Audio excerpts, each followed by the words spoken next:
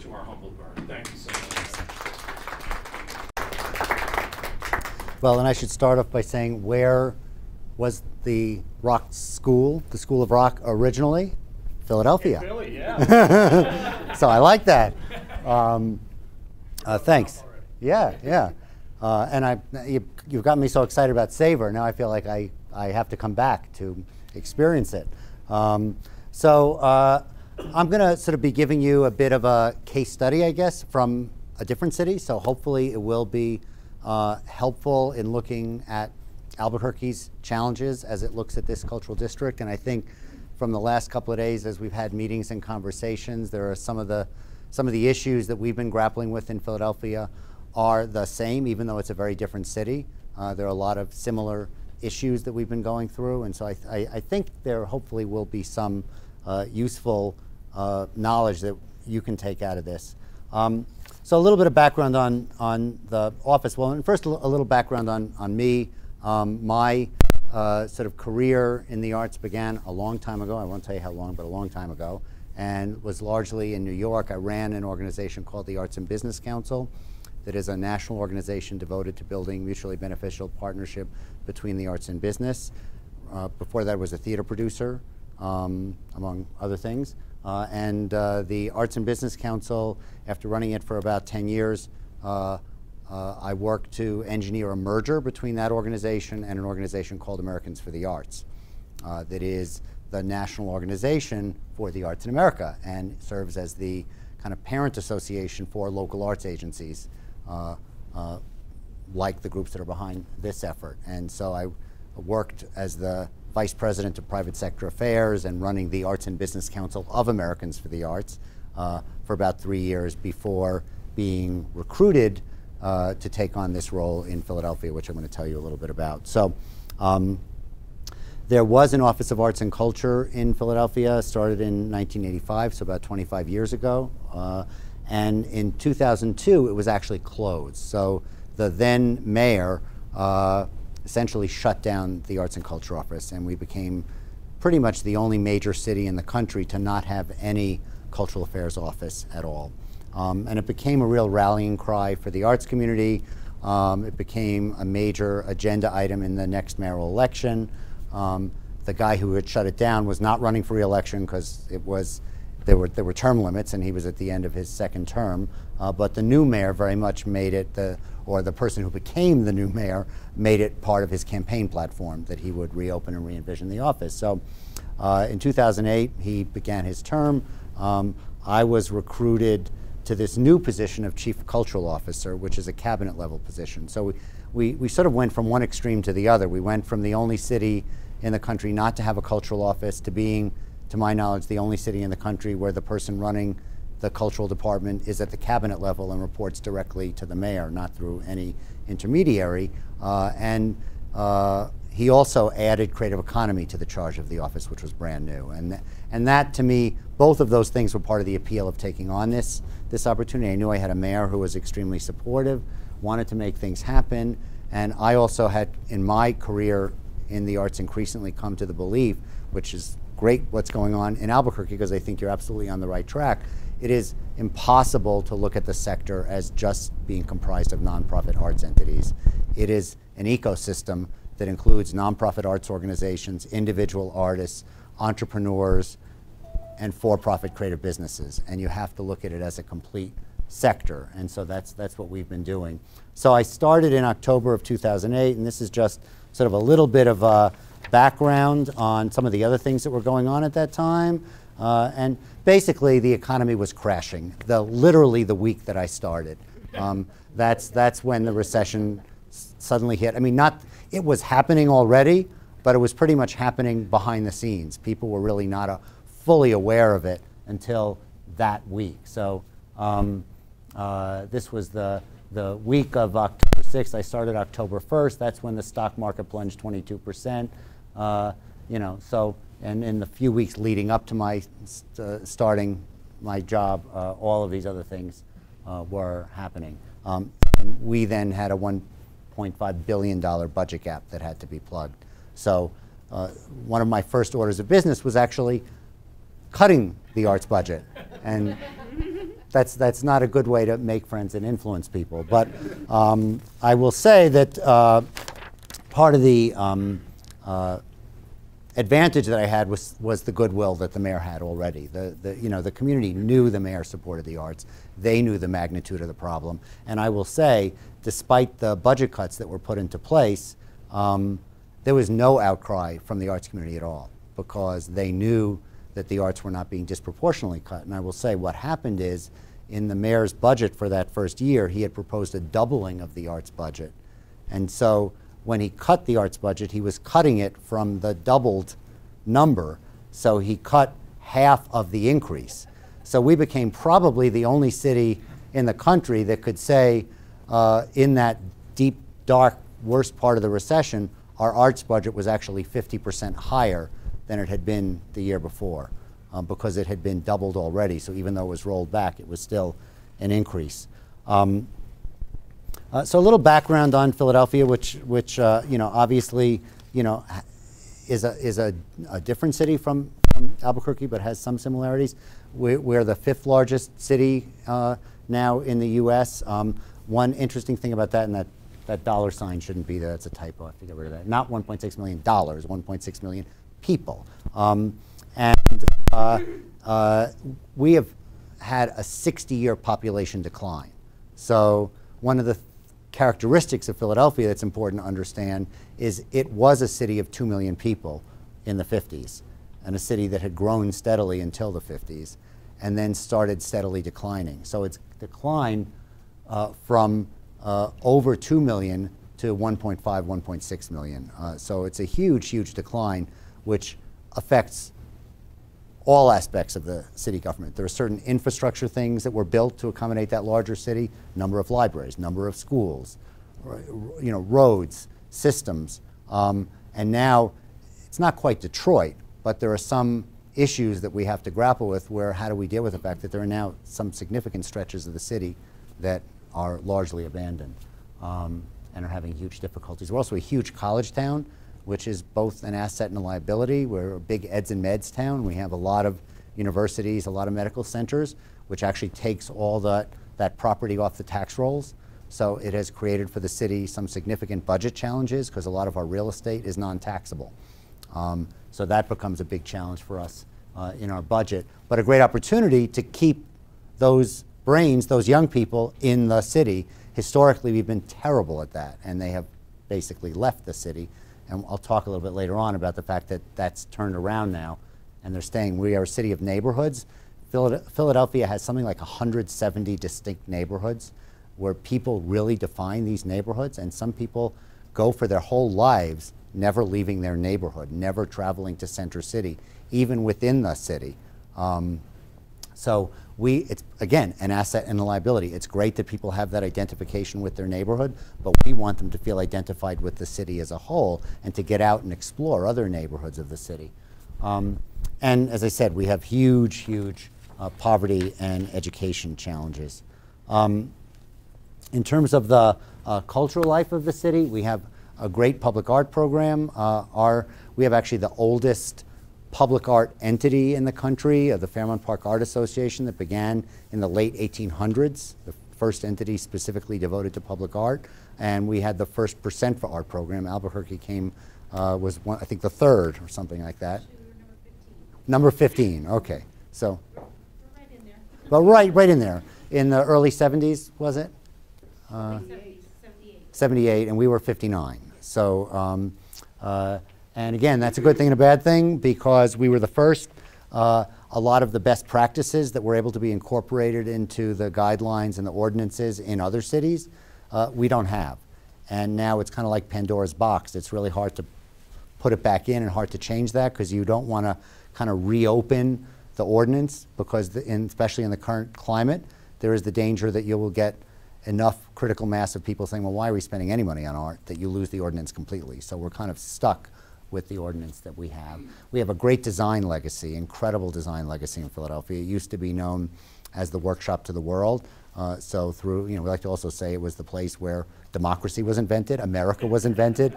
The mayor has told a story where he's had conversations in Washington with the president, where he reminds him that the city of Philadelphia actually is older than the United States of America, and there's been a mayor of Philadelphia longer than there's been a president of the United States.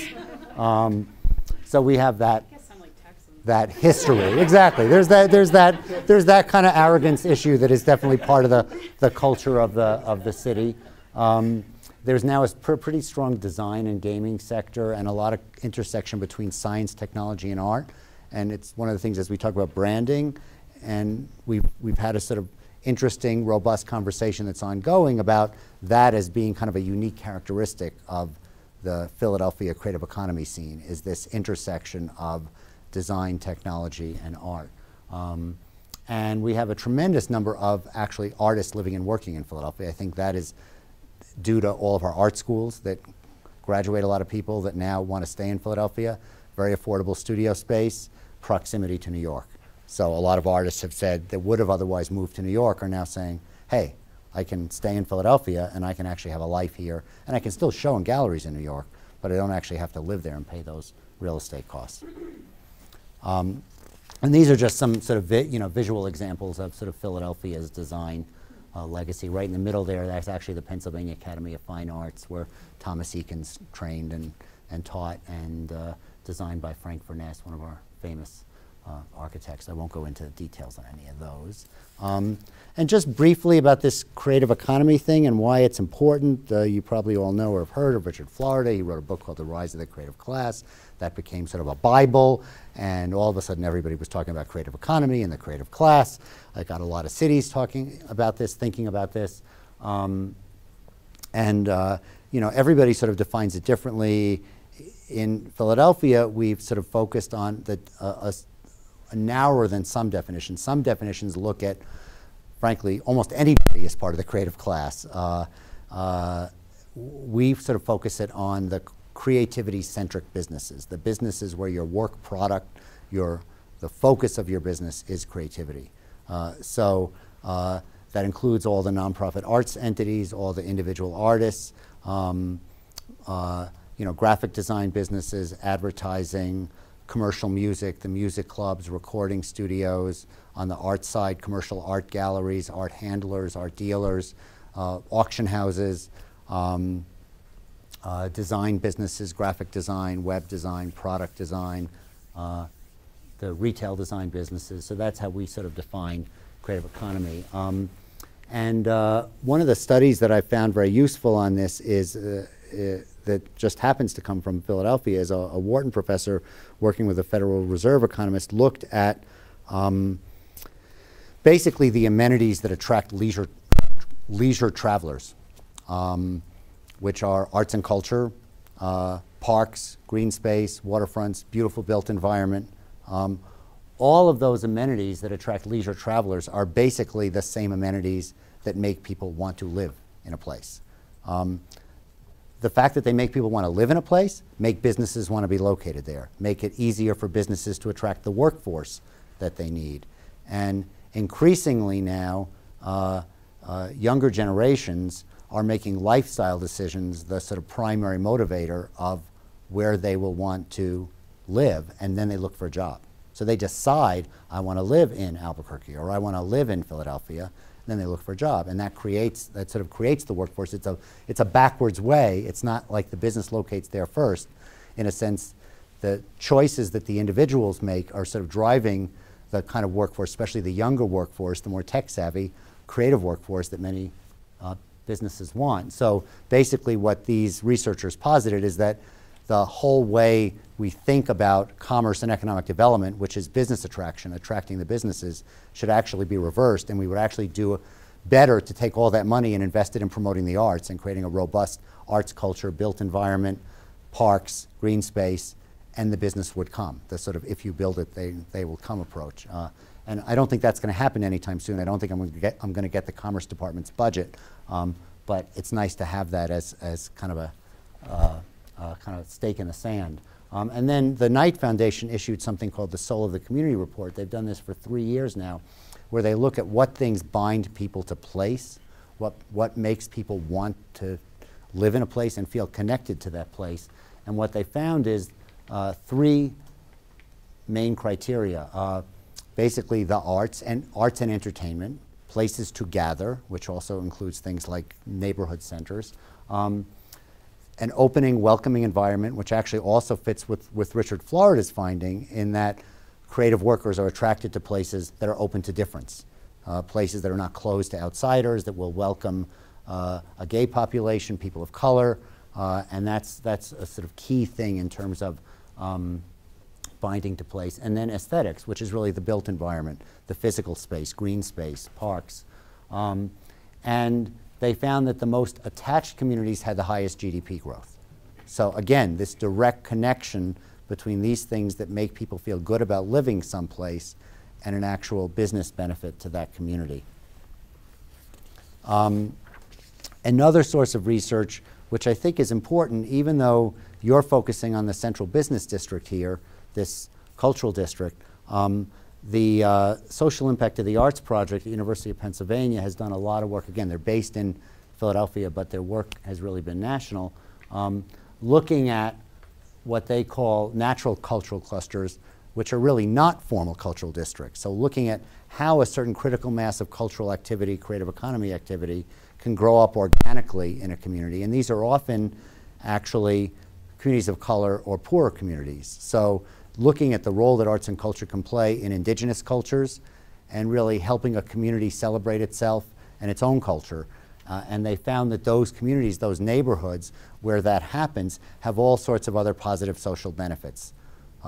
Lower crime rates, higher property values, people more likely to want to continue to live there, lower truancy rates. So there are all these positive social values that are different from what you're looking for in a central business district. And I just thought it was important to make that point, that it's important to think about the role that arts and culture plays in placemaking, not just in the core center city, but in other neighborhoods as well. Let's see, oops, I think I skipped one. Always a challenge going back here. There we go. So in terms of what I've been doing in Philadelphia and looking at this as a case study, clearly I started with extremely limited resources. So I had basically no budget. The mayor had initially decided to sort of hire me, have me figure out what was needed, and then give me the budget and the resources and the staff that I needed. And all of a sudden, the floor dropped out, and it was, okay, figure it out, Gary. So part of what I did was reassemble all the pieces of the cultural staff that had existed before when the office was closed that were still, I like to say it's sort of like they were like little mice that kind of burrowed into other parts of city government and hoped nobody noticed that they were still there. So the public art people were still there in our facilities division, still doing their public art stuff and not really being recognized and hoping that nobody would pay attention to them and hassle them. The person who ran the Art in City Hall program was still doing it because he was privately funded. There was someone at the Commerce Department who took responsibility for arts and economic development. So I basically was able to go to all those other agencies, take those people and take their budgets and bring them into my budget, which didn't increase the city budget at all, but just allowed me to create a staff and a budget that had no impact on the general fund at all. And then I frankly raised private money to make up the difference. We had a big challenge with a weak image, a poor image of Philadelphia. So that was something that we really had to grapple with. Philadelphia was seen, I mean, it had the nickname of Killadelphia at one point. It was seen as a city of high crime, a place you really wouldn't want to live. You certainly wouldn't want to live downtown, a place that if you went to college there, you'd get out of there as soon as you graduated. It had a very negative perception. Now, by the time I came in 2008, the reality was very different, but that perception was still there. So here we're talking about branding messaging. We had to change the brand. We had to get people to think of Philadelphia in a different way. And one of the first things that I began working on was basically figuring out what could I do with absolutely no money. And one of the great things about the world we're in now is there's a lot of stuff that you can do that's not about spending money. You know, branding, marketing, messaging is no longer about direct mail. It's no longer about taking out big billboard advertisements or, you know, print media. Certainly that stuff still plays a role, but that we were able to do a lot of stuff through sort of the aggressive use of the bully pulpit, getting on the speaking agenda at conferences, at gatherings, talking to boards of directors of arts organizations, going to community meetings. So I did a tremendous amount of that and still do a tremendous amount of that. And frankly, I become the facilitator to make sure the mayor is doing that. So I get the mayor out all the time, and he has become not just a local spokesperson about the importance of the arts, but a national spokesperson. He got the award for public leadership in support of the arts last year from the U.S. Conference of Mayors and Americans for the Arts, and is actually the incoming president of the U.S. Conference of Mayors. So that's great, not just for Philadelphia, but for all cities around the country to have a leader of U.S. Conference of Mayors who gets it. A lot of social media. I mean, immediately began making extensive use of blogging, of Facebook, of Twitter, and working on a branding identity for the office itself, and also an actual plan for the office, because we had no cultural plan. So similar to what you're going through here, we also chose not to bring in an outside fancy consultant and to essentially embark on doing a plan for ourselves for the city. So I certainly support that strategy, since I think it's worked for us. So let's see, should be going forward. There we go. So this is the plan that's resulted. We just came out with this relatively recently. This is our vision plan, and you'll also see a bit of our branding. We came up with a tagline, at the intersection of creativity and opportunity, because we decided we really needed a simple phrase that really captured what we were trying to do, that encompassed both nonprofit and for-profit sectors. So I have an advisory body that's in effect my board, the Mayor's Cultural Advisory Council. It's about 50 people appointed by the mayor, and they work with me and my staff on this vision plan.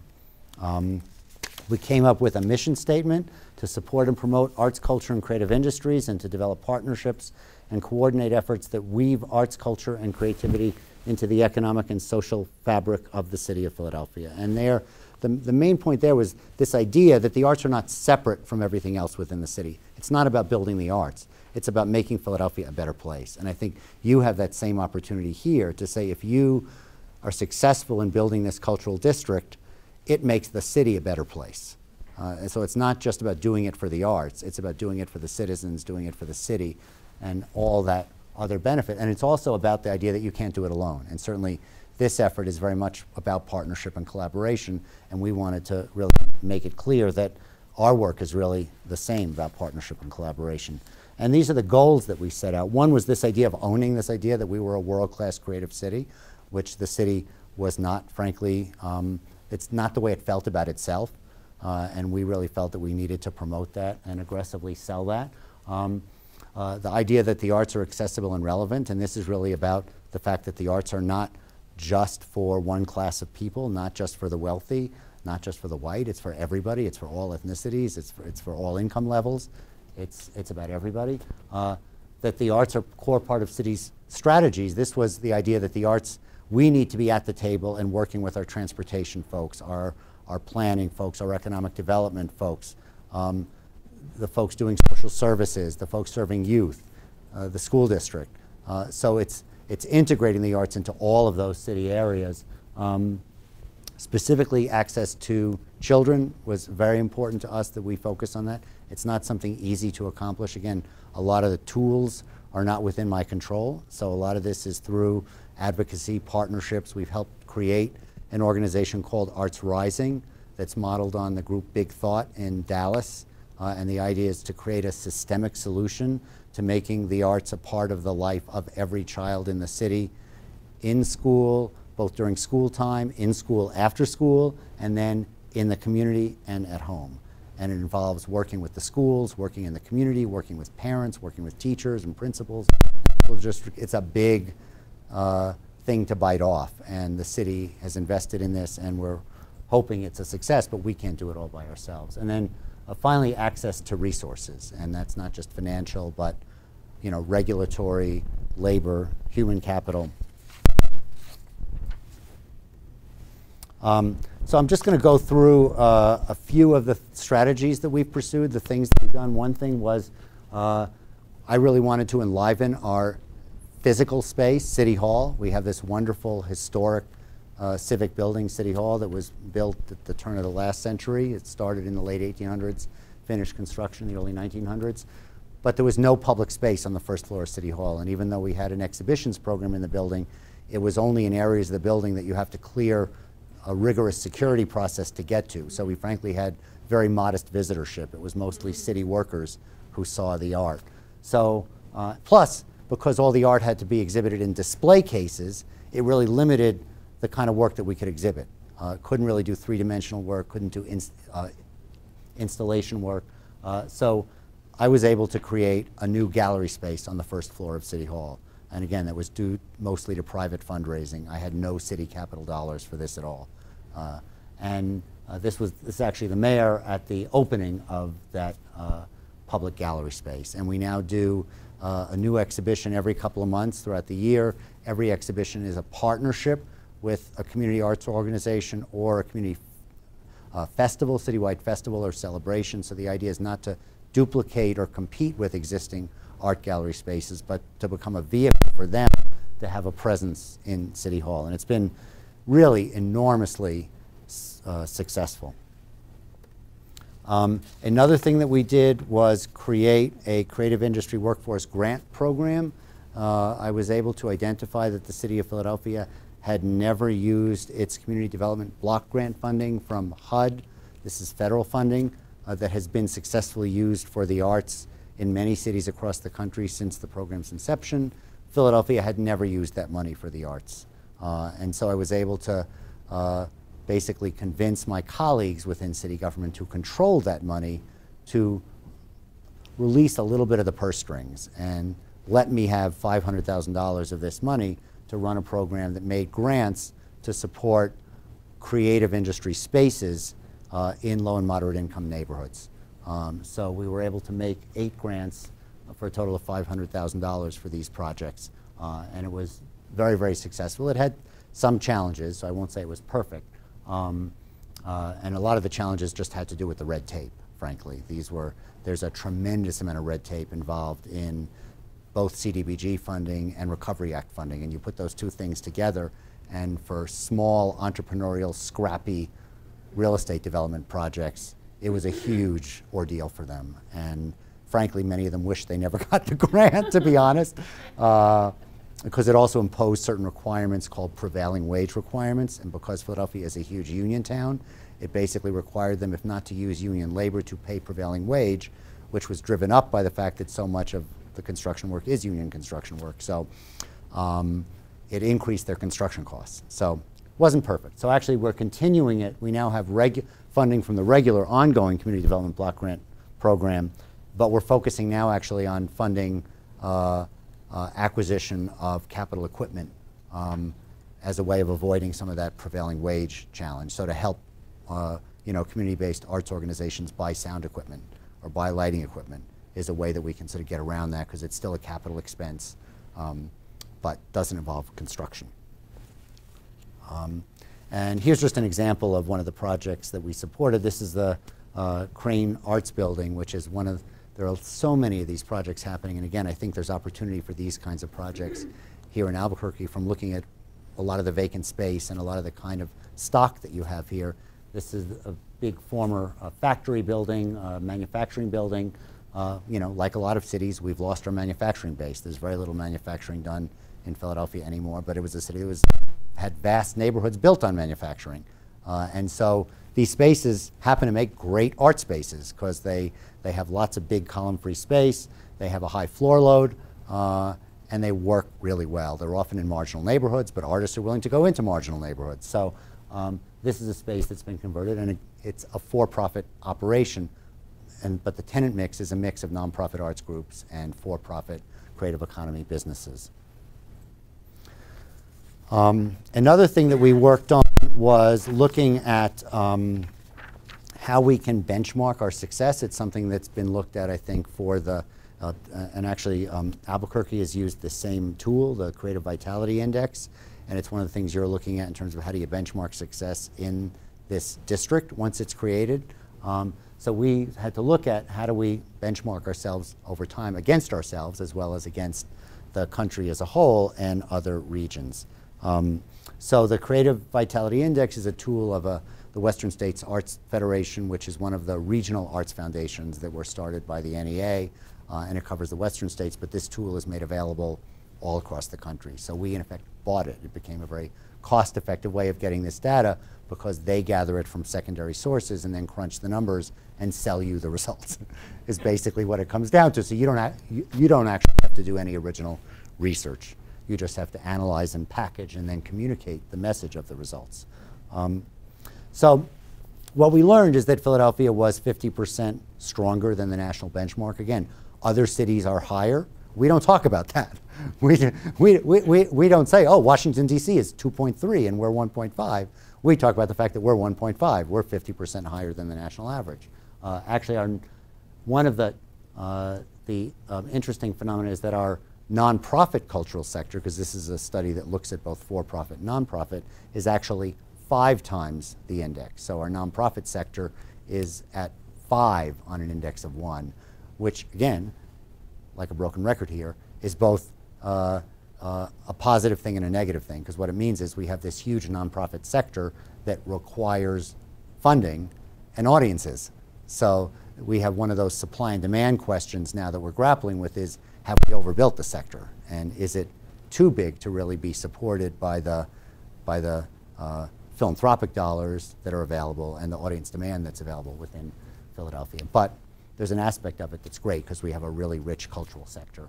And then we also compare ourselves to the metro region that we're 39% stronger than the metro area and 74% stronger than the index for Pennsylvania as a whole. And again, these have been strong arguments that we can use in making the case with the state that the creative economy is really being driven by what's happening in Philadelphia. So in getting them to understand that investments in Philadelphia actually benefit the whole state.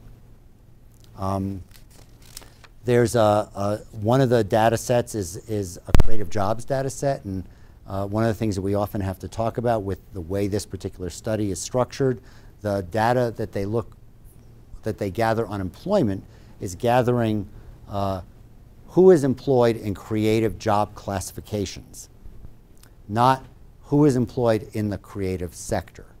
And here's the difference between the two. It counts a graphic designer employed at a graphic design firm or a law firm. But at the graphic design firm, it counts only the graphic designer. It doesn't count the CEO, it doesn't count the controller, it doesn't count the sales rep.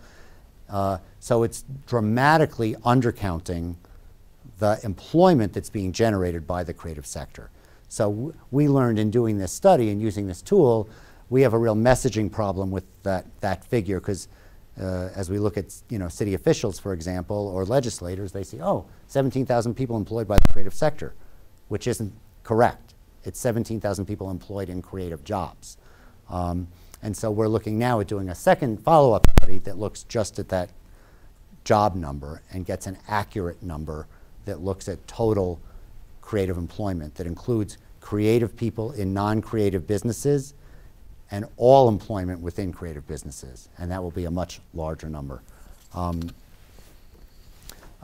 We also have looked at our being a hub for creative education, and again, that's something you could look at here in Albuquerque because this data is out there and available, looking at how many degrees in creative majors are being granted in the municipality.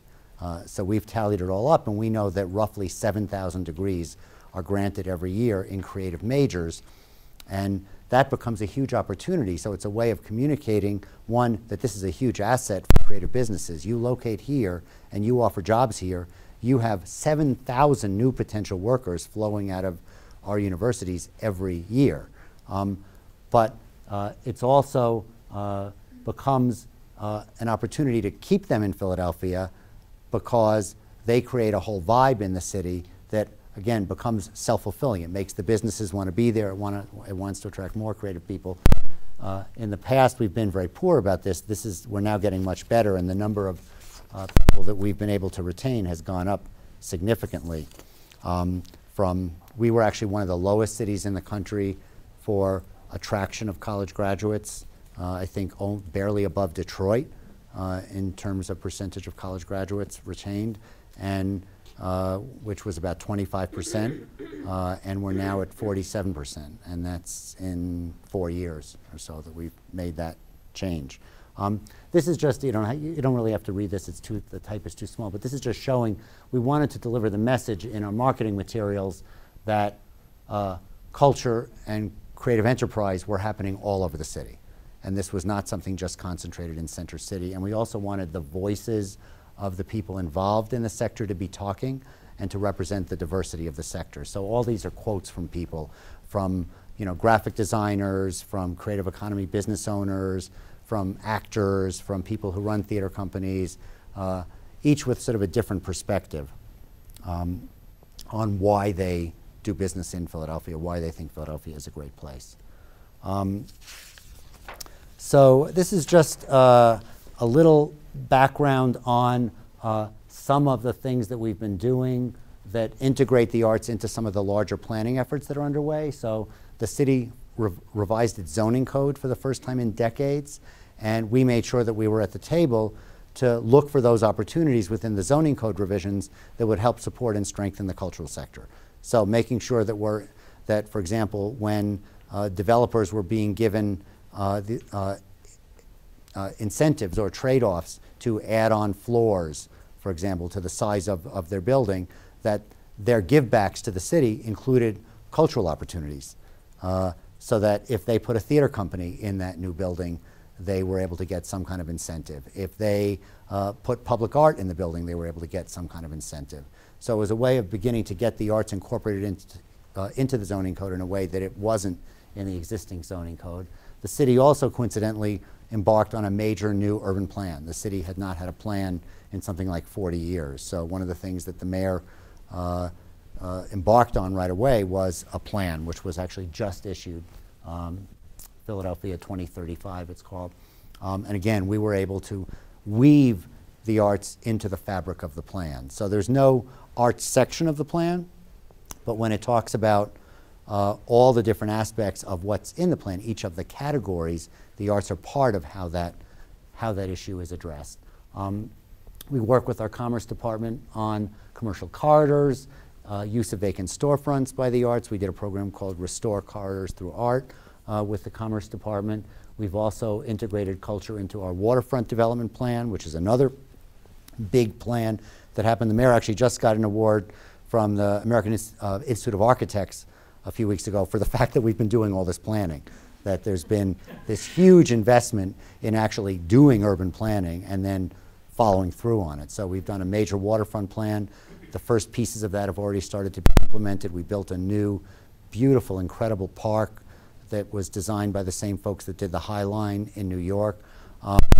And we integrated public art into that. And we're also we have a big festival that's our Fringe Festival called Live Arts Philly Fringe, hugely successful, but they've never had a year-round facility, and we were able to get them a waterfront-based former water pumping station building from the city that they're now occupying and renovating to be their home for the future, where they'll have a year-round presence right on the waterfront, right across the street from the park.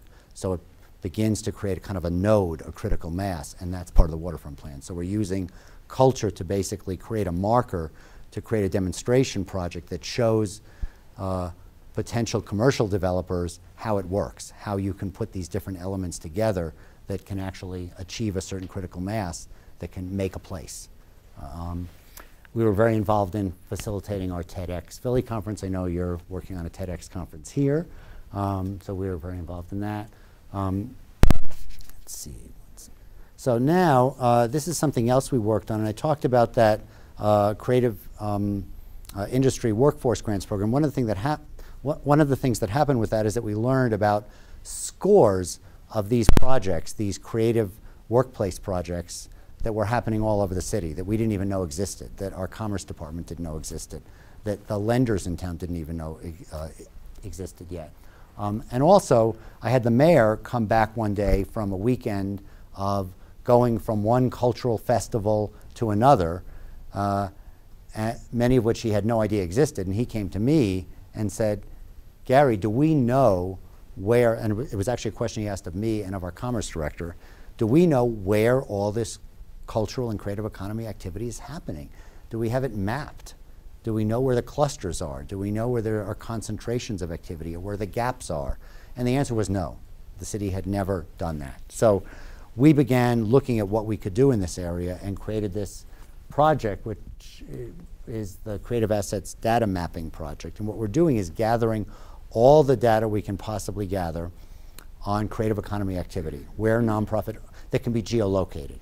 So where nonprofit arts organizations are, where audiences live. We have the benefit that our nonprofit cultural alliance, that is sort of my partner in looking at the cultural sector in Philadelphia, has what they call the Big List Project, where they have aggregated the mailing lists of every cultural organization in the city pretty much. And they manage them and they create a master list, which really facilitates trading of lists, which is something that arts groups commonly do, and it's all in one central place, so it's really easy to do now, to share that data. But it also allows us to map where everybody lives. So where the consumers live, where the audiences live. We have data on where the creative economy businesses are located. We have data on where these creative workplace sites are located. And we also have larger civic data. And this gets to a really interesting point. We know where our vacant lots are. We know where our transportation hubs are. We know where our schools are. We also have demographic data from the Census Bureau. We also have crime data. We also have housing value data, property value data. All of this is going into this data mapping project and can be layered. So you can choose which data sets you want to see layered on top of each other. And it's a tremendous tool for research, a tremendous tool for policy. I talked about that social impact of the arts project. They're one of the partners on this as well. And this is going to essentially put their research on steroids and allow them to do tremendous research on how all these different elements interact. And it will have a value to arts organizations, and it will have a value to consumers. It will have a value to business development. You know, we use as one of our examples, if a design business, let's say a graphic design business, is thinking of relocating to Philadelphia. They want to come to Philadelphia, but they want to be in a neighborhood that has other design businesses or other creative economy businesses in the neighborhood. They want that sense of kind of creative interplay. But they are very much about serving a diverse audience, a diverse business clientele. They want to be in a neighborhood that has a lot of diversity in it, and they want to make sure that the neighborhood is not too removed from the core business district, that it's, you know, easily accessible by public transportation or even walking. So you can put all that into this database and see it on a map. And we can then tell them, okay, these are the 3 neighborhoods where you could be located. So we're really very excited about this. It's called cultureblocks.com. You can actually look, the website is actually up, but it's a placeholder website. But you can just get a basic sense of what we're going to be doing on this website. Ultimately, it'll be very sophisticated and pretty, and you'll be able to do lots of nice looking maps on it. And there'll be a sort of consumer geared function where you can do a rollover, so you can look and see, okay, just something simple. Where are the music stores in my neighborhood? Because I want to buy a musical instrument for my kid. And you'll see all the dots where those music stores are, and then as you roll the cursor over them, you will actually get all the details on that store, what its hours are, where it's located. So there's a lot of work that's going to go into building this database. And this gives you just a little sense of how it might work. So this was sort of layering just a few different data sets, I think, where artists live and population diversity, I think, and socioeconomic indicators. So those are the indicators on the left-hand side, are the data sets that were layered onto this map. This is actually being built on a platform called Policy Map that a group in Philadelphia already operates called the Reinvestment Fund, and they're our partner on this as well. So Policy Map is basically geared towards policymakers, towards policy wonks. It's not designed to be used by the public. It's not designed to look pretty. So this is the interface for Policy Map. Part of what we're going to be doing is putting a different interface over this, but the back end will be Policy Map.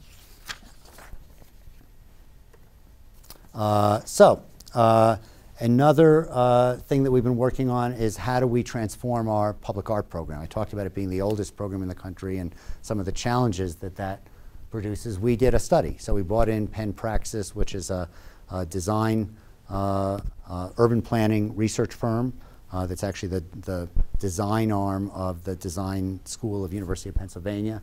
And they did a major study of our public art system, not just the work that we did, but the whole ecosystem, all the public art entities within the city. They actually looked at other public art programs all over the country. They looked at best practices and then made recommendations about what we needed to do. And we've been in the process of implementing them. This is, you know, actually doing it the right way, doing a study and then not just putting it in a drawer, but actually going through and step by step implementing them. And so we've been doing a lot of temporary public art, a lot of ephemeral public art, because we realized the city had been completely tied to our public art program, our percent for art program, which is only capital funding, which only can fund physical art. We can't do temporary art, and we can't do ephemeral art. So we were involved in working with our science center on a virtual public art project that used something called augmented reality to create public art that existed only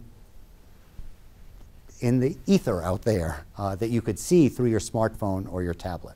So basically you would download an app, you point your camera at a location, and all of a sudden there's a work of public art there in that location that's integrated with the reality. So you're seeing both the work of public art, but live, real time, what you're seeing through the camera as well. So it's really cool. It's a great way of doing public art in ways that, one, the laws of gravity would not allow.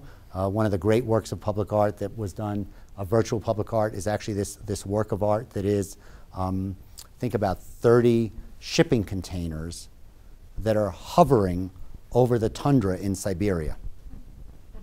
And if you actually are able to get to the right physical location and point your phone at the sky over the tundra, you will see this incredible array of huge shipping containers hovering in a pattern over the tundra. So that's just, that's a sort of an extreme example where it was done as sort of a demonstration project, and most people won't actually see it. But you can do this right downtown. You can do this where you look at a building, and all of a sudden the pinnacle, the spire on the top of the building is replaced with something else, some art object. So we did that. We have gotten very involved in Design Philadelphia, which is our design festival. So we've helped foster major signature installations, temporary installations as part of that. We installed art right in our City Hall courtyard. So the artist June Kaneko, who makes these incredible large-scale pieces, we had brought in from his studio, which is I think in Tulsa, and installed in the courtyard of City Hall. Janet Eckelman, who's an artist who does a lot of public art around the country, we were able to get Dilworth Plaza, our major plaza in front of our City Hall. You have a similar challenge here, I've seen, and Dilworth Plaza, very, very similar. We were lucky enough to get a large federal grant combined with some state money and some city money. We are completely tearing it up and redoing it and creating a new, for lack of a better term, a kind of mini Millennium Park right in the center of Philadelphia, right literally at the apron of City Hall.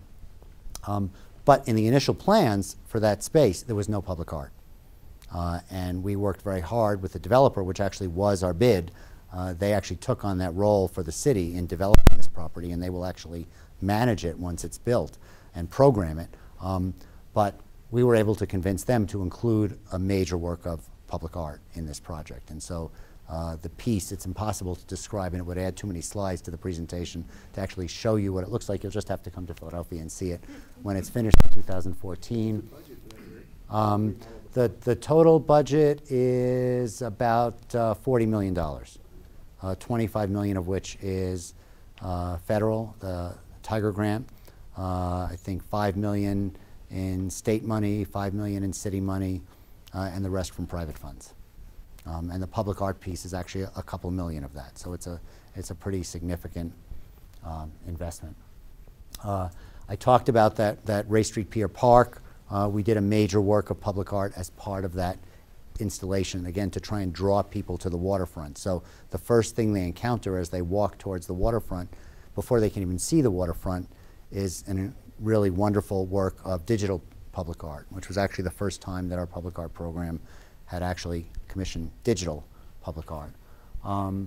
And we did a temporary public art project that was connected to the EPA Brownfields Conference, again, privately funded. This was not city funding, because I can't use my city public art money for temporary public art.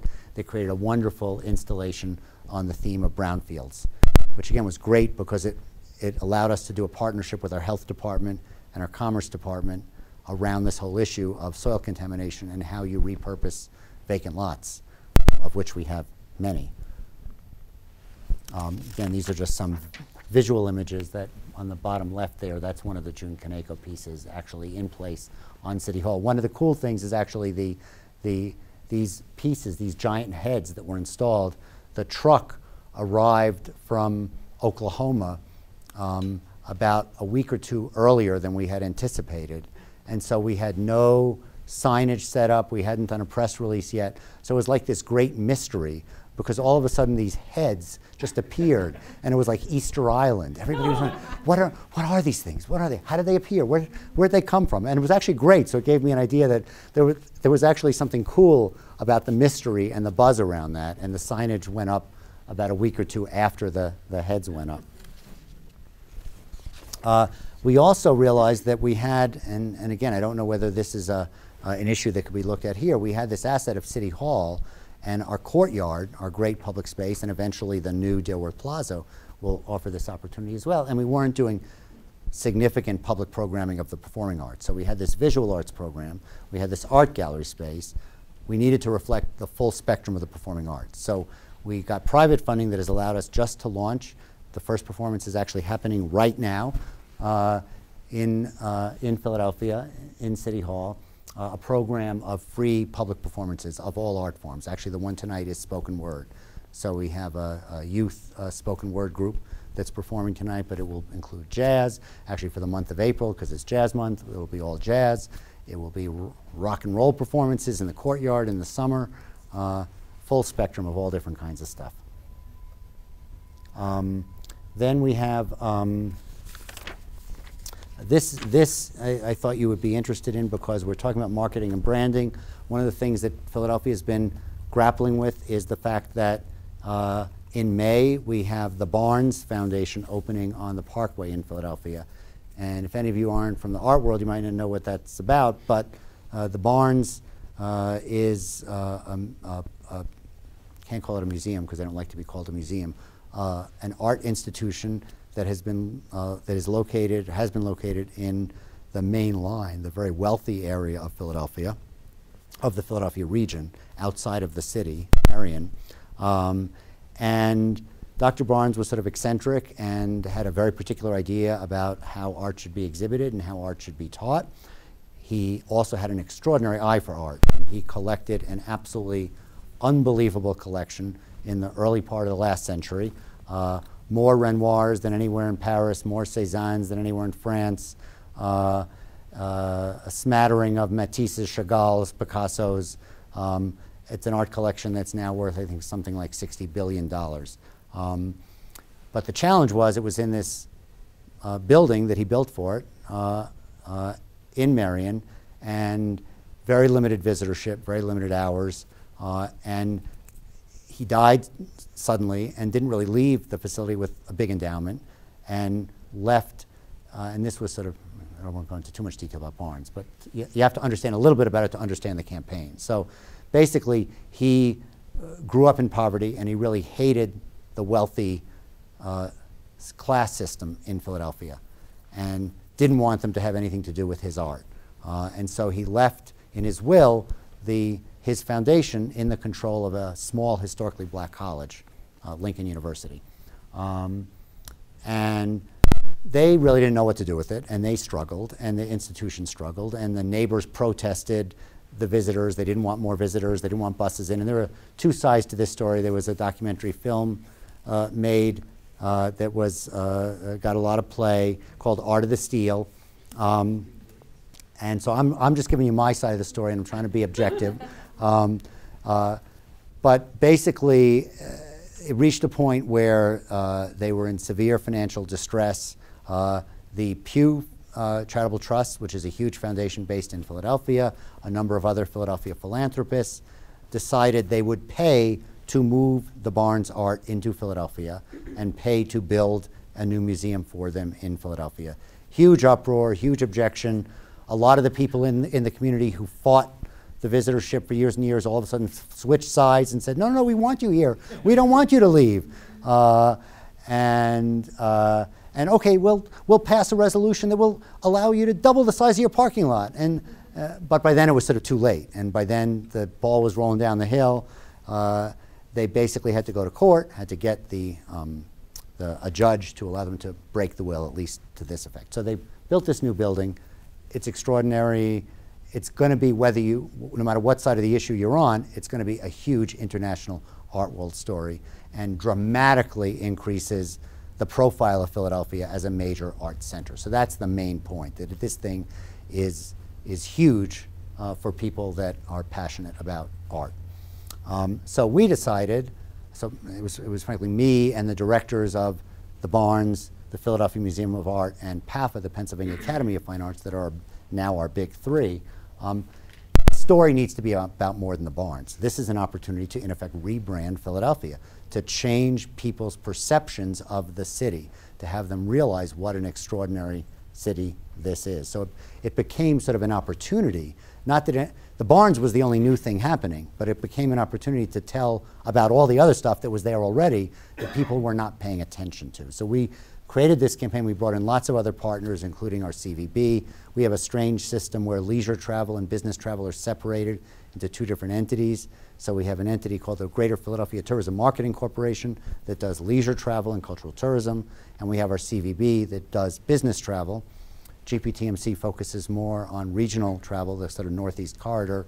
The CVB focuses more on national and international, and they're supposed to work together. So it's an unusual structure, to say the least. So, but basically working with them, we created this With Art campaign. And I'm just going to quickly run through it. Since I've talked a bit about it, I'm not going to go into too much detail. But basically, we have this opportunity of the move of the Barnes. We basically created several themes that we feel allow us to tell many different stories about the city, because we didn't want it to be just one story. So the Barnes is a very complex, interesting institution. So of course we have the visual art story, which we're going to tell. We have a parkway story, because the Barnes is moving to the Benjamin Franklin Parkway, which is this extraordinary public space that is sort of just now coming to be what it was originally intended to be, because the Barnes is filling this gap on the parkway that actually used to be a youth prison. So here on this grand public boulevard, designed to be our Champs-Élysées, they built at one point something called the Youth Study Center that basically was a prison for youth, a kind of reform facility. That was moved to create the space for the Barnes. We have the Rodin Museum that's been completely redone and renovated, that's right next door to the Barnes. And the city invested about $18 million in public improvements, new roadway, new lighting, new benches, all of that stuff, new plantings. So we now have this sort of grand boulevard. So that's one story. Then we have an art education story, because Barnes was famously about art as education, not as an end in itself. So it's not about being a museum.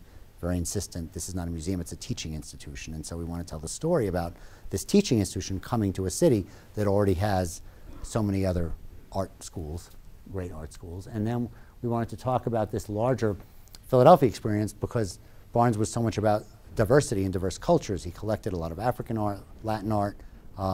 We wanted to tell that story, but also, and again, you have the same issue in Albuquerque, art doesn't exist in a vacuum. People want complete experiences. So you want to talk about shopping, you want to talk about food, you want to talk about local culture, you want that sense of authenticity. So that's what that sort of fifth category is. And we also wanted this idea of curate your own experience, to have people, through this promotional campaign, have the ability to create a curated experience that was unique for them. So even though we have these themes, we also recognize somebody might love opera. Opera isn't in one of these themes. But in the curate your own experience, we're going to draw on everything that's happening in Philadelphia. So if we learn they love opera, or we learn they love indie bands, we will show them the opportunities that will be unique to them, that will help respond to them. Here are all the partners in this. This is just giving a sense from a marketing standpoint. We're focusing on sort of two psychographic, demographic groups. The sort of culture vultures, that's basically the low-hanging fruit. And because our resources were limited, we thought you know, at the very least, we want to make sure that all those people that are passionate about art, that are the ones most likely to come to see the barns, are lured to see other stuff, to spend longer, to get out of their comfort zone, to get into the neighborhoods, to go to artist studios. So we're starting with that group and focusing mostly regionally, although there'll be some national promotion. And then the urban professionals group is a more diverse group. So these tend to be also highly educated, but more diverse, more people of color. It also skews female, and it's much younger, about 10 years younger than the Culture Vulture group. And we started with a list of about 20 different groups that we were going to target, and we realized we had to sort of boil it down to just a couple. Again, these are the themes. I'm just going to quickly go through these since I've talked about them already. These are sort of all the different themes. This is part of a larger presentation that we've been doing actually to the arts community to engage a broader partner network, sort of find out what cool, interesting stuff is happening in the city in all these different areas over the next year. This is actually a 2-year campaign that's starting, as I said, in about a month. These are some of our taglines that we're using for the campaign. More will be developed. I should say I'm not showing you any of the actual creative, the ads that have been developed or what the website looks like, because I haven't even seen them yet. Our agencies are still working on this, but we have a great ad agency and a great web team, so I'm sure they're going to be really cool and really interesting. But we have had people kind of talk to us about making sure that both the advertising and the website, even though we're sort of focusing on this Culture Vulture group, has to sort of not be sort of stodgy, has to really make it seem hip and fun and cool and interesting and youthful. So we're trying to work on how to balance those two things. And one of the things we're going to do on the website, this idea of curate your own experience, is basically people will have the ability to answer questions about what they're interested in a sort of fun, lighthearted way. You know, so Mozart or My Morning Jacket, Jeff Koons or Cezanne. You know, what are the sorts of things that you like to look at? And then sort of an engine will actually sort of populate the screen with the kind of stuff that they might be interested in that's also happening when they're planning to come. So there's going to be, all the data is going to be in the back end that we don't have to create because Philly Fun Guide already has it. So we already have a listings database that has all that information. So all we have to do is sort of match it up with the keywords from the questions that they answer that will then pull a selection of information. But the key thing we've had to make clear to our arts community, and this is something, again, you're going to have to grapple with here, because, for example, if you're creating a cultural district, there are arts groups not in the cultural district. So how do you deal with that? We've had to deal with the issue that we have to keep this campaign focused. So it's not going to be about everything. So people are not going to go to this website and see a listing of 500 events. They're going to go to this website and see sampling of half a dozen cool things that are happening this week. This is because we have to keep it focused. I'm not going to go into detail. This is sort of all the stuff we're doing in the communications plan. Another thing we've been working on is really trying to highlight the jazz legacy of Philadelphia, because Philadelphia has this extraordinary jazz history. And Jazz Month and Jazz Day become a great opportunity for promoting that. But again, it's something in the conversations that I've had over my time here. There's also a process you have to go through in looking for what's authentic, what's unique to Albuquerque. And we've gone through sort of an informal process, and we've realized one of the things we have is sort of an untapped asset is our jazz history and legacy, and we need to better promote that. So we're looking at how do we make people more aware of jazz, how do we support jazz more, and we're starting in a small way by just using this month as sort of a marker and saying, let's just blow it out this month, and let's put banners up all over town, and let's put bus shelter ads, and let's create a website, and let's really, without creating a festival, just trying to get everybody that does jazz programming to feed their information into one place, and if they do jazz programming sporadically, to make sure they're doing some of it during April so that we can promote them. So in effect, we're creating a festival without having to do any new programming. And we're hoping to continue to kind of build on this over time. There is kind of a nascent jazz festival that just got started by a couple of young, ambitious guys, and we're trying to help them and hoping that that can actually grow and become a jazz festival. I wish I had resources to put into it, but I don't. So I can't actually help them with money at this point. Some of the things that have been successes, we were actually rated the #1 city for culture in America by Travel and Leisure magazine this past year, which was huge for us. Again, it gets to this issue. Philadelphia notoriously has a negative perception of itself. And again, that I think is a common, an issue that we may share in common, where people from the outside come and go, wow, okay, this is pretty cool. You have great stuff here. The local people go, you know, it's dangerous, it's dirty, you know, you wouldn't want to live here. You wouldn't want to come visit. And Philadelphians really have that attitude about their own city, and they're almost proud of it. And so part of what we have to do is change their perception. So for example, on that rating last year, which is not a scientific study. They basically, the readers of Travel and Leisure fill out a survey form about any city that they want, including their own city. And then they release the results based on what people said about their own city versus what they said about cities they visit. This is the rating for visitors. The rating for residents was #3. And we were the only city in the US where the residents rated the city lower than the visitors. In every area. So not just for culture, for cleanliness, for shopping, for food. Every single category, Philadelphians rated their city lower than visitors. As I said, our population was up for the first time in 60 years, and I really think that arts and culture, and particularly the concentration in Center City, in our core business district, has been a major part of that. It is what has made it a sort of 24/7 place that has attracted people to want to live there.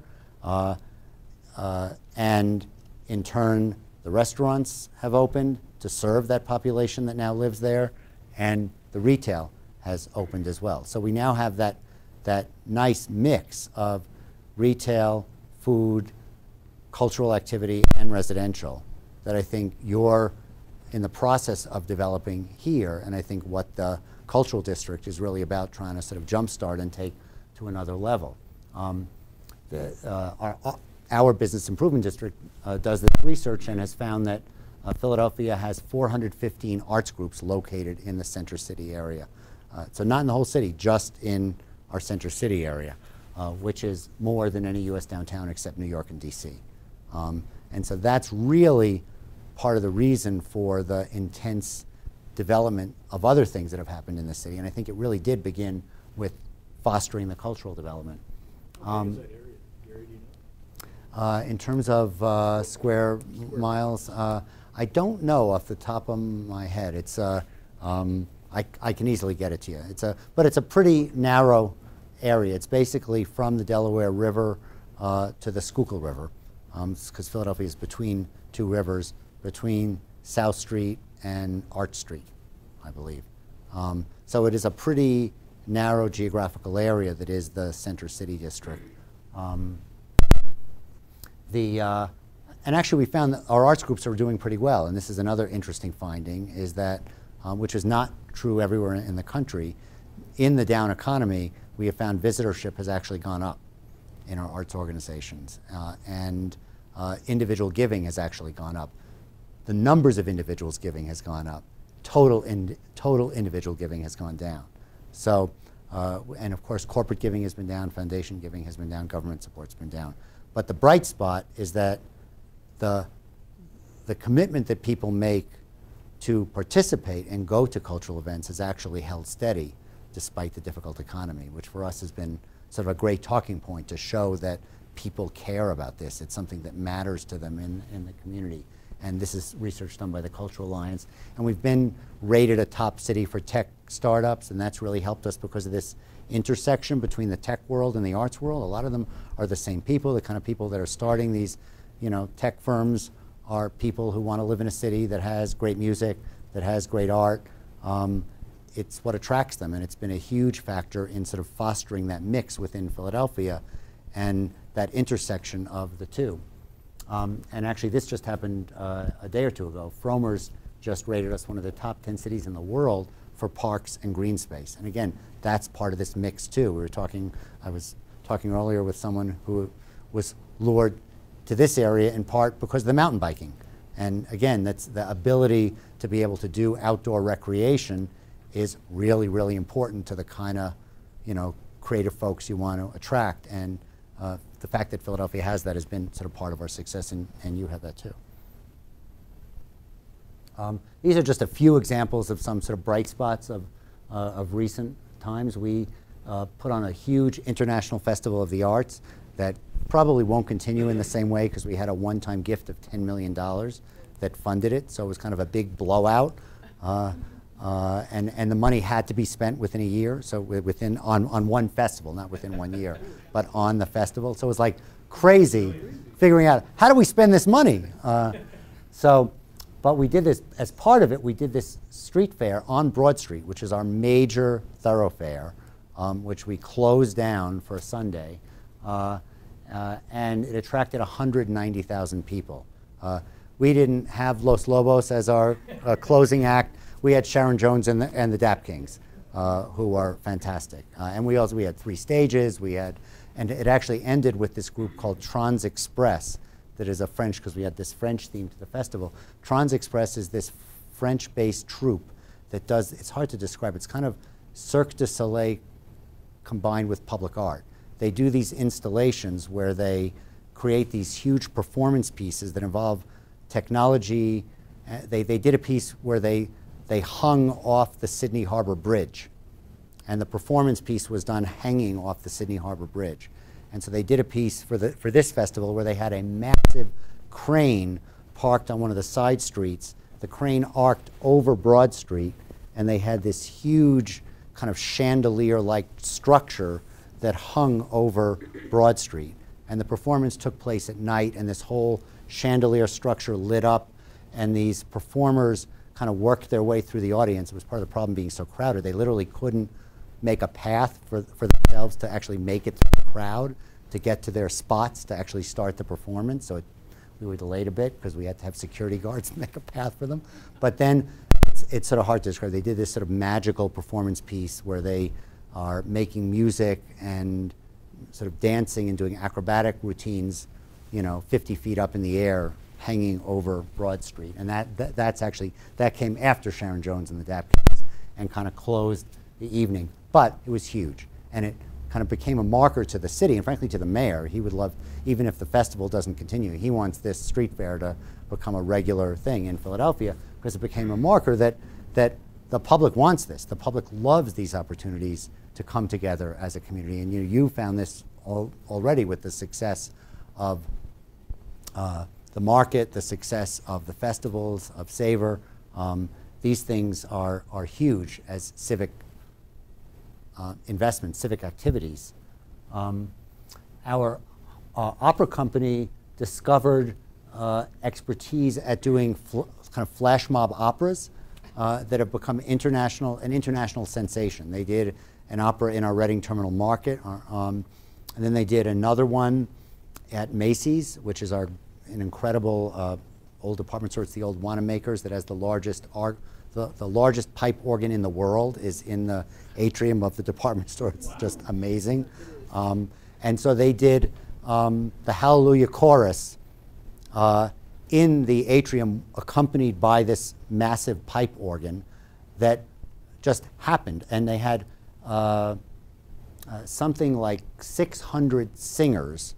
They recruited from amateur singing ensembles from all over the region who were planted throughout the store, all the different tiers up in this atrium. And they just all of a sudden started singing. That is on YouTube, so you can go look at it. That alone, they have a total of 11 million YouTube views. That particular one has most of them. That has like 8 or 9 million. And it just became a sensation. Again, and it's one of those things, I'm talking about it because it became part of how Philadelphia rebranded itself.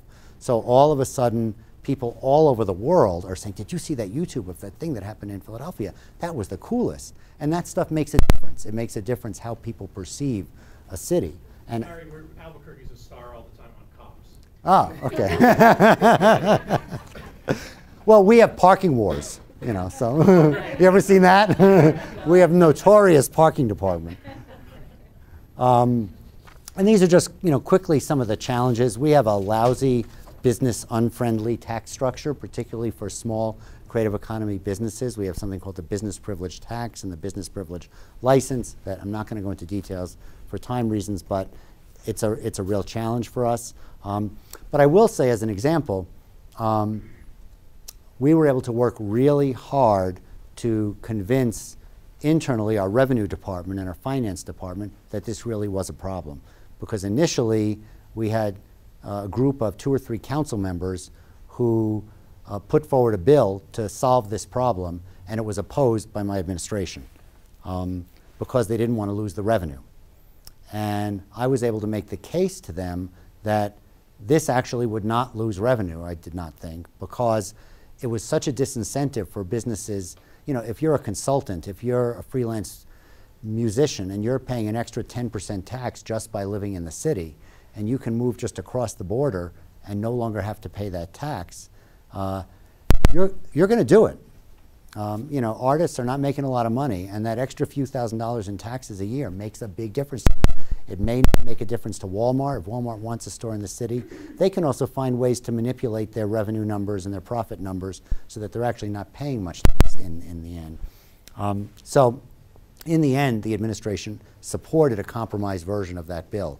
So it's sort of an example of sometimes what you can do when you have some power and you're embedded at a high level within the city government.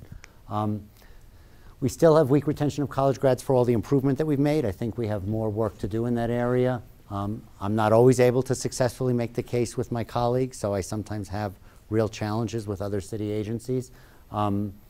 We have a challenge that our creative sector is really has a spirit, I think, that may come from its Quaker roots of very entrepreneurial and frankly doesn't want the government to do anything for them. It is an attitude of stay out of our way, we're doing okay, the best thing you can do for us is get rid of the red tape. You know, get rid of the barriers. We don't need incentives, we don't need special programs. And so it's been a challenge for me strategically looking at how do we support the creative economy, figuring out what are some specific things that we can do beyond the messaging and the branding and telling them that we love them. What is it that we specifically can do that can make life easier for them? And the tax issue has become one big victory for us that shows what we can actually do. We also do a lot of sort of constituent services for the creative economy sector. So it's kind of like, I guess I can say this here because it's not in my own city. It's kind of like our version of fixing parking tickets. But it's, you know, we have a music club that says, gee, the parking authority all of a sudden came by and changed the timing on all the parking meters so that the parking meters don't expire until midnight. And there's a 2-hour limit on the parking meter. So all of a sudden we have all the people come to our concerts and the parking meter expires and the parking authority is waiting there for the thing to tick over because they're engaged in the music and they've forgotten they have to get out and feed the meter and they immediately ticket every single car. So, you know, something like that happens, they come to me and I'm able then to work with the parking authority with the force of the mayor and say, this is not good for the city. You have to change this. You have to roll back the meters so they expire at 10. And we can make it happen. And so we've had a lot of those kinds of little victories that get the sector to begin to realize that, you know, we're kind of the go-to guy for them. We're the place that they can go, where someone can at least listen. We might not always succeed in trying to get what they want. And we still have this huge poverty problem. I mean, much of Philadelphia looks like this. And, you know, this is the point that I can't get away from, is that for all of the success and my tooting the horn of Philadelphia's creative sector and the wonderful downtown that we have now with great arts and great dining and great shopping, as a city, we can't, and as an arts community, frankly, we can't forget that we have to somehow figure out how to solve this problem, because we're never going to be able to reach our potential as a city as long as we have these issues. And some of the statistics, we have a poverty rate of 25% that makes us 5th among the 50 largest cities. Our true unemployment rate is higher than all but Detroit and Cleveland. That's the combination of the actual reported unemployment and the people that have stopped looking for work. And that's huge. I mean, we have vast areas of the city with 50% unemployment, where, you know, unemployment among, you know, African American young males is like 80%, 90%. And that's what produces the crime in many ways. I mean, we have these huge areas of just intense hopelessness and sort of a culture that doesn't see a difference, that doesn't see change, that doesn't see the economic success of the center city area benefiting them at all. And just from a pure financial standpoint, the city still has to provide services in those areas. The city still has to deal with crime fighting. The city has to deal with unemployment. The city has to deal with social services and, you know, all of healthcare, all those things that go to serving that population, which becomes a drain on the city budget and keeps us from doing other things that we want to do. So just from a purely financial standpoint, even if we weren't doing it for a humane standpoint, we have to figure out the solution to these challenges. And I've been working a lot with the arts community to get them to think about what is it that they can be doing in their work that can help address these issues, because ultimately that will increase their appeal to funders, their appeal to the city, to city council, if they see the arts as part of the solution to this problem, not a competitor for funding, but a tool that can be used to address these issues. Are those organizations embedded in schools in those districts, as well as other districts around the city? You mean the arts organizations? Is there any real significant collaboration? You mentioned Big Thought, but yeah. How deep are they going into areas of poverty? It sort of depends on the organization. So there are some organizations like our mural arts program that does intensive work with young people, that actually has kids who are sentenced in youth court get sentenced to mural arts. So they're actually told, okay, you're going to go to this program and you're going to work with this group. We have many other organizations that are doing great work as well, but we also have many that are doing nothing or doing really just token work. To be honest, part of the problem is we also have a school district that's very, very hard to work with, that's very bureaucratic. So people tend to find the one school that has a principal who gets it, who's receptive, and they work with that school. We have, I went to an arts education event where there was a performance by the jazz band from a middle school in a very poor neighborhood that blew me away. I mean, they did Thelonious Monk, they did Take the A Train.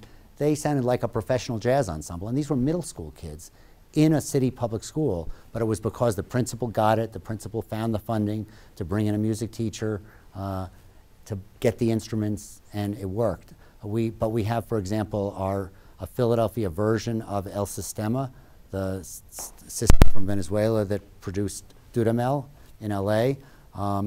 And the guy who's created that, who's this incredible, dynamic, charismatic guy, graduate of the Curtis Institute, brilliant musician, but also just a charismatic leader who, rather than play for a major orchestra, this is what he wanted to do with his life. He decided he couldn't work within the school district, so he's working at a parochial school. So he started the program working in a system that he could better control. And not that those kids don't deserve that kind of support as well, but it's one of the challenges that we have with the school district that's been particularly exacerbated now because they just went through a transition. The superintendent was kicked out, and they have like a $600 million budget deficit.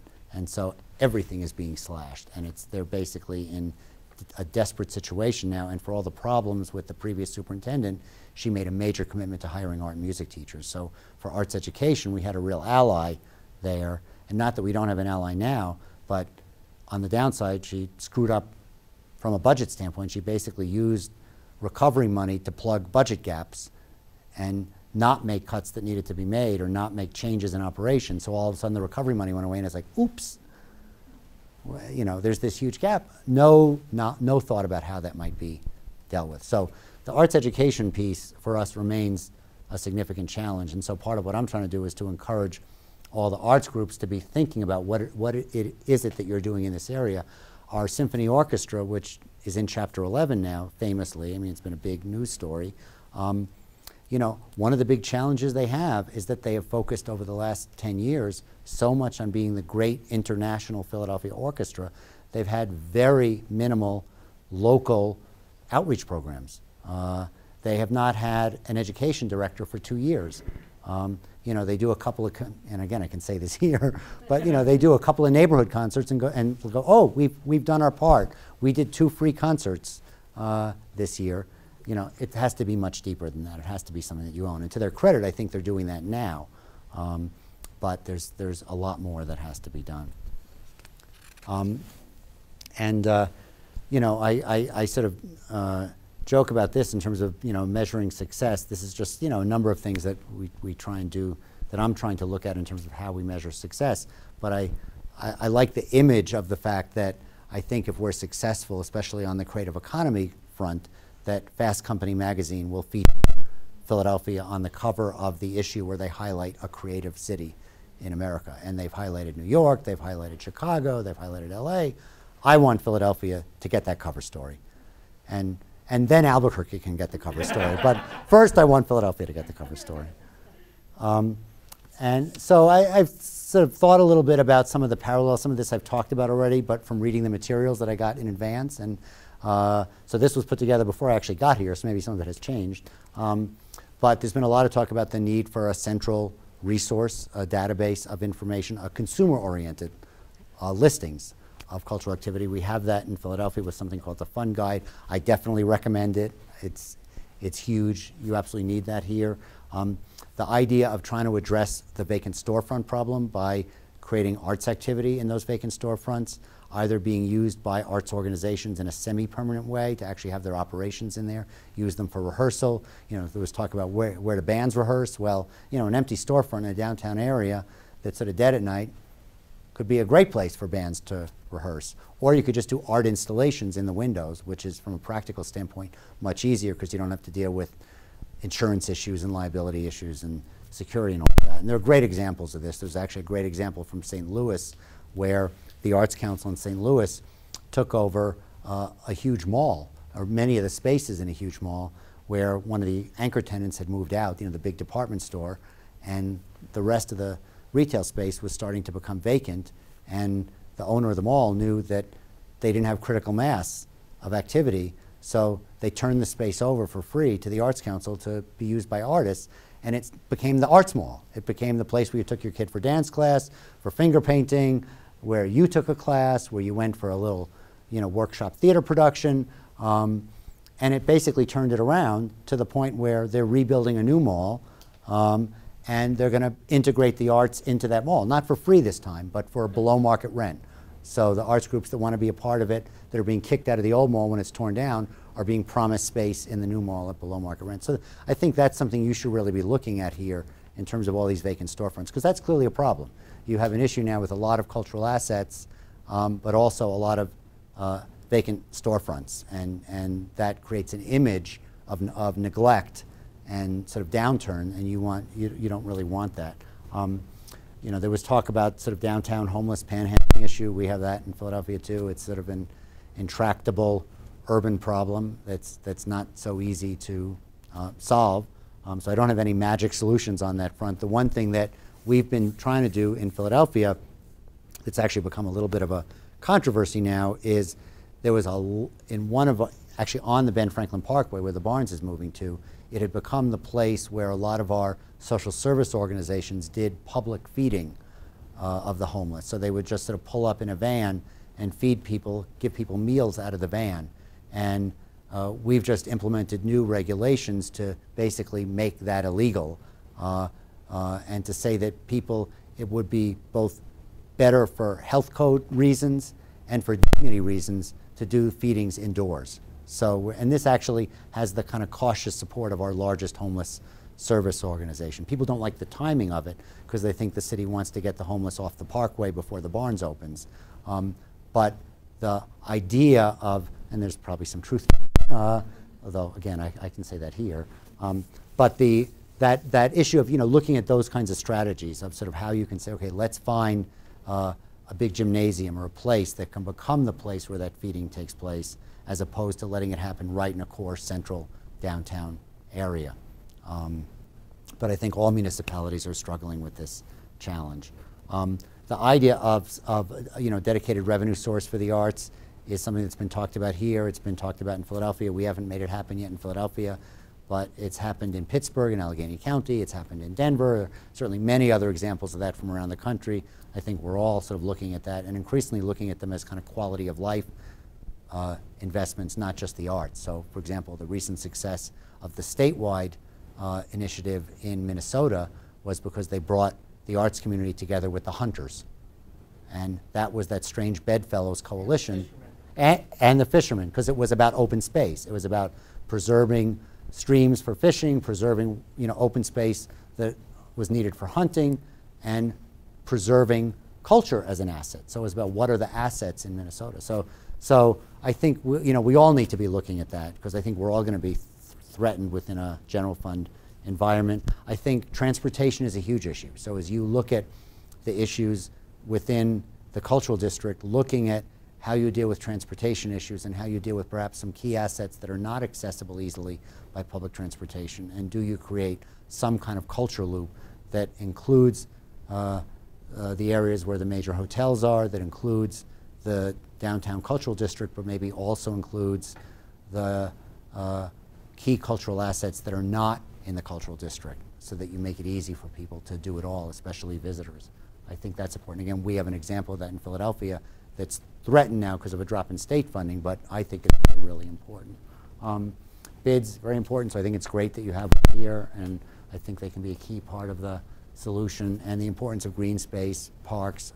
And I talked about recreation, how important that is as well. It's all integrated. So I think, and also the sort of local farming, locavore movement, from my experience, has an absolute integration with the arts community, particularly the kind of grassroots arts sector. There's a program that we're replicating now in Philadelphia called CSA, and you may know CSA is Community Supported Agriculture, where you buy shares from a farmer and you get your delivery, your box of okra or kale or whatever strange vegetables you have a hard time figuring out how to cook. And they're doing the same thing for art. So basically they've created a program called Community Supported Art, where you buy shares and local artists they go through a process where they select a group of local artists, and you pick up your boxo art at a pickup day that's often done at a farmer's market. So you go, you do your pickup, you get your 3 works of art that are in a burlap bag or in a crate, and you don't know what it's going to be. And it's a mystery, and it's very affordable and low cost, and it's a way of capitalizing on that kind of locavore, local, farm to table kind of movement, but doing it for art. And so I think a program like that would be great here too, and because I think you have a lot of those elements that would allow it to really work.